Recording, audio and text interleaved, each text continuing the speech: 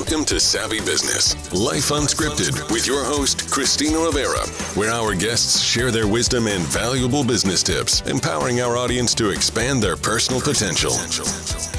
Hi, Melvin Pillay. Welcome to Savvy Broadcasting Life Unscripted. I'm so grateful to have you here today. How are you? Christina, it's a pleasure. I am doing better than good. How about you? I'm doing fabulous, and even more so that you're here and you're going to share your blessed story. We're going to talk. The title of this show is Build Your Business God's Way. You are a Christian business owner. It's so blessed to have you here and share your wonderful, inspirational story of how God has impacted your life. And it started way back when you were, living in South Africa. It was tough times, and you had amazing things happen to you that you're going to share with our audience. But let's just jump in there right now and share what happened. You had a moment in time that we talked about before the interview where everything changed for you. You were on the street and something amazing happened. Share that. Absolutely. It was an ordinary day, nothing great about the day, just nothing spectacular. I went out door knocking. I was a dead broke salesperson in Auckland, New Zealand. I had my alarm with me, which I was going door to door selling burglar alarms. I found myself at a public library in Auckland. Something prompted me, something's telling me, go into this library.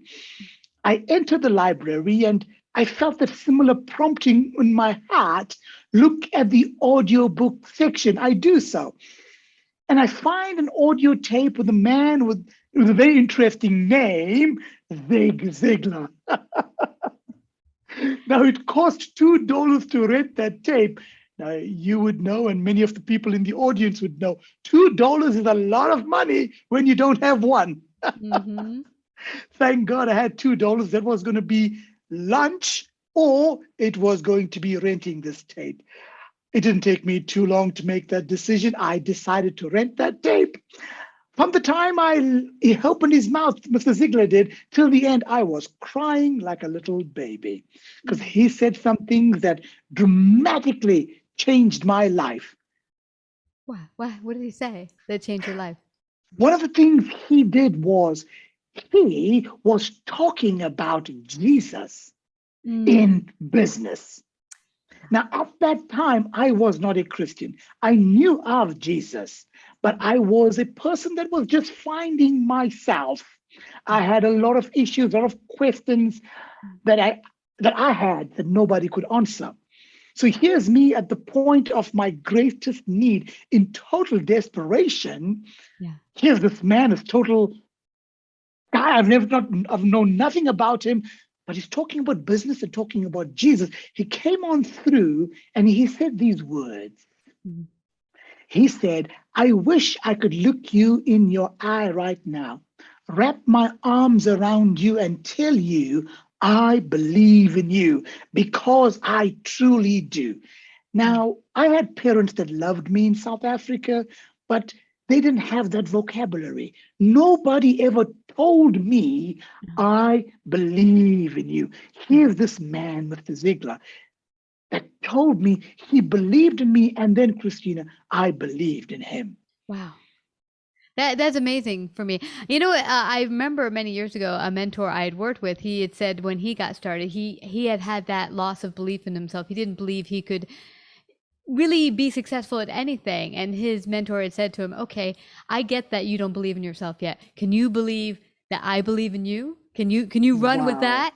And he said, okay, I could do that. And it's such a beautiful gift if you can get that from someone, or that they can pass it on to you, that you're not in a position right now that you have faith in yourself, but someone else does.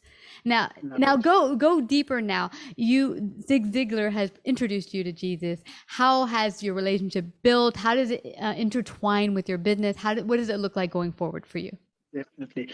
When Mr. Ziglar came to the end of that tape, he said these words, I will see you at the top. I didn't know what that meant. I thought he meant I'll see you in heaven.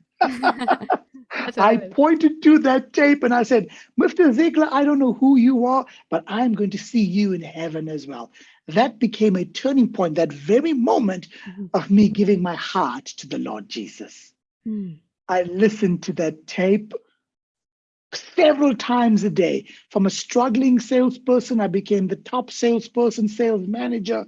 Eventually, I had my own dealership of the very company within 18 months. Wow. When I listened to the tape the first time, I pointed to the tape and said, Mr. Ziegler, I don't know who you are, but one day this dead broke salesperson from rural South Africa is going to stand on the platform like you and speak, and I'm going to stand on your platform. That is what I'm going to do one day. Mm-hmm. Yeah. See, God is so amazing. Yeah. When you believe in God and believe in yourself, He makes the impossible possible. Yeah. Now, this is interesting for me because it's one thing for a human being to believe in you, but when you know God has your back, there's no way for you to fail. Now, Correct. One guy, he's been on my show several times in the past. He's a pastor. He had said to me, I had a certain vision of what I thought God wanted for me, or my, what my life should be. But when you really relinquish into God's hands and say, okay, you do it. You direct me. You purely direct my life, my business, and take me where you think I should best be to serve you. It's more glorious than you could ever imagine, he said. So my vision was, it's this, but the vision that God put forth, what ended up happening was way more grander than my human little brain could have come up with. How did it shape up for you? Because it's one thing to say, I'm going to let God lead, but to actually do it is a different thing. The challenge that I faced is a challenge a lot of people face. And that is, we can believe that God can use other people. But when we look at ourselves, we have self-defeating thoughts. Mm-hmm. And these self-defeating thoughts always plagued me from a young child. They were excuses as to why God could not use me. Until one day I realized that I can make one tiny little change, and that tiny little change over time will make a bigger change that will ultimately change my life. So what I did was I took one step, a step of faith. I said to myself, I am going to become a public speaker. And then I stood in front of an audience and totally failed. You got it. Yeah, it's the first step. I mean, Edison did the light bulb. He had a whole bunch of failures before we have our light today. Yeah. And what happened to me was I started to embrace failure. Because prior to that, I hid away from failure. I looked at failure as though it was a cancer or something destructive, until I realized, no, I'm going to make many little failures in order to get me to the top. Yeah. And so in a sense, I made failure a friend of mine. Awesome. That's so awesome, Melvin, because I think, like you say, we think, oh, we're deficient. We don't have the skills. No one will want to listen to me speak. But everyone starts somewhere. We don't come out of the womb crying as a baby, being able to stand before thousands of people and be able to speak as a great communicator and orator and put forth our ideas in a way that people will not only be inspired to, but understand. It takes time to build that skill, or any skill. And so it's great that you took one step in front of another, because it starts with that. Even let's say you want to lose weight. It starts with, okay, what's one thing I can do today? Maybe cut out soda. One thing you could do today to get you on your journey to whatever it is. Yeah. So what do you say to someone else who's where you were at? And they say, I'm poor, I have no money, I don't feel I could really be anything.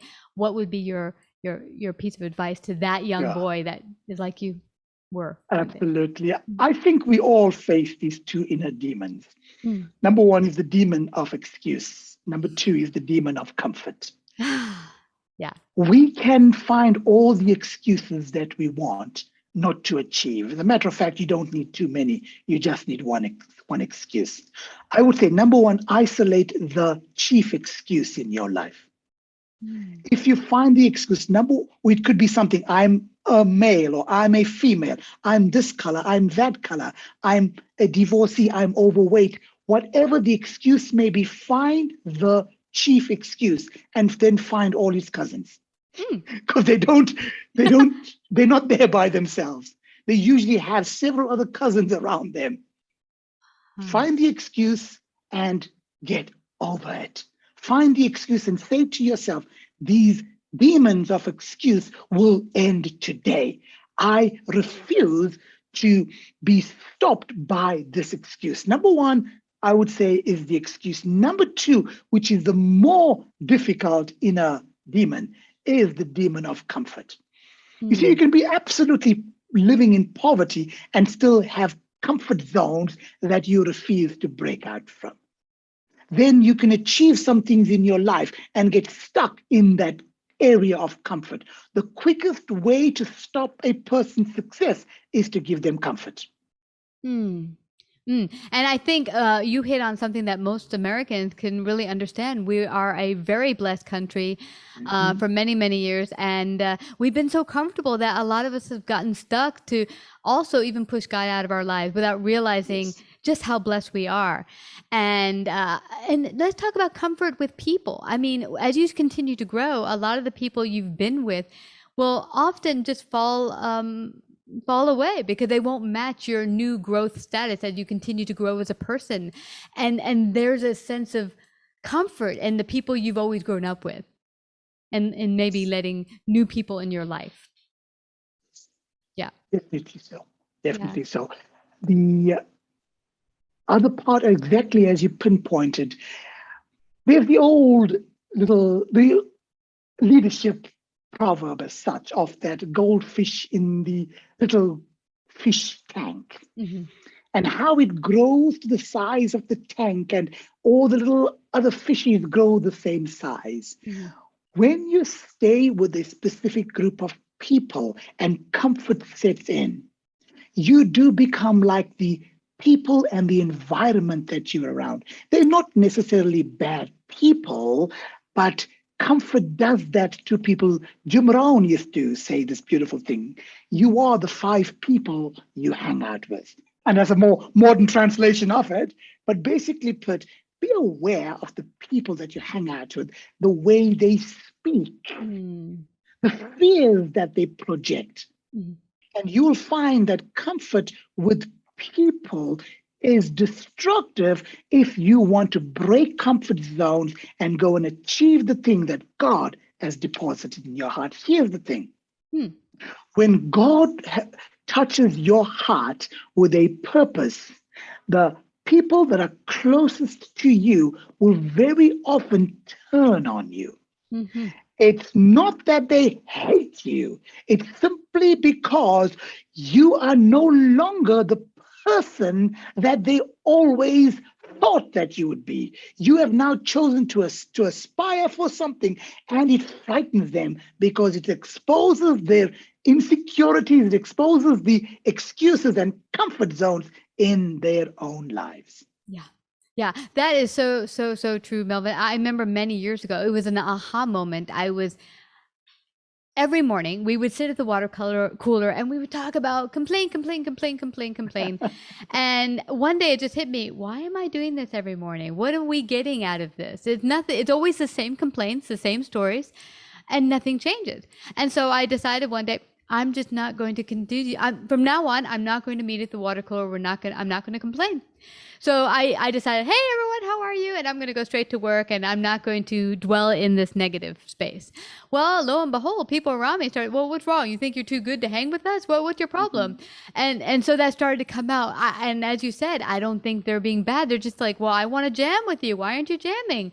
And it makes them uncomfortable. It begins for them to be like, what's going on here? But it's a good thing. Either they can, at one point or another in their own journey decide, oh, okay, I'm going to stop this as well. Or you move on and you find new friends. But it opened up when one door closes. Maybe these people are not your friends. It allows the door to open for new people to come in your life and grow together with them. Yeah. Well, this has been fascinating. I don't want us to leave without people finding out how they can find out more about you, work with you, hire you to come speak at one of their events. How can they do that? You can find me on www.melvinpillay.com, melvinpillay.com, on Facebook, on LinkedIn, or just put my name in Google and you'll find me.